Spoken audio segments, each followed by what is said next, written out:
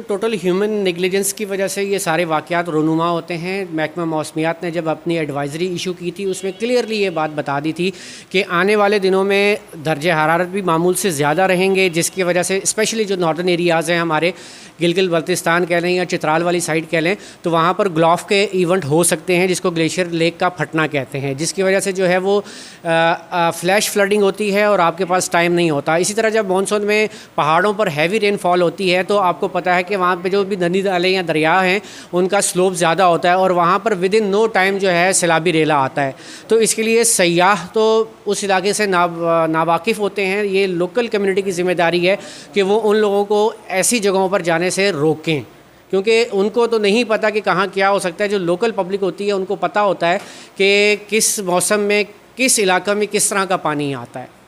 अच्छा, ये जो वाक़या हुआ है स्वात का दरिया का, अचानक मतलब इतना बड़ा रेला कैसे आपने ये आ गया, उनको वो निकल भी नहीं पाए, रेस्क्यू भी नहीं किया जा सका, ये क्या सिचुएशन होती है इसमें टेक्निकली साइंसी लिहाज से अगर देखें जी, जब पहाड़ों के ऊपर बारिश होती है तो जब वहाँ से पानी नीचे स्लोप की जानिब दरियाओं में आता है तो वहाँ पे दरियाओं में भी अच्छा खासा स्लोप होता है, जिसकी वजह से एकदम पानी का रेला आता है।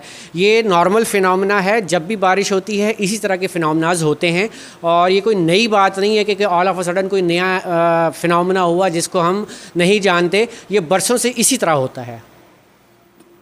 इदारे जो हमारे रेस्क्यू इदारे हैं या हुकूमत है, उनको क्या सजेस्ट करेंगे इस तरह के एरियाज़ में सेव करने के लिए? देखें जी, एडवाइजरीज़ दे दी गई हैं तमाम महकमों को। उनको चाहिए कि उस एडवाइजरीज़ के हिसाब से जो है वो अपना काम करें और जो लोकल गवर्नमेंट है उनको भी चाहिए कि जो वहाँ के लोकल लोग हैं जिनके कारोबार हैं उनको मुतनब्बे करें कि इस तरह की ख़तरनाक सिचुएशन में लोगों को, सयाहों को इन इलाकों में ना जाने दें। ठीक है जी, बहुत शुक्रिया, thank you very much. Anjum Nazir Begum Sahab हमारे साथ मौजूद थे। बस।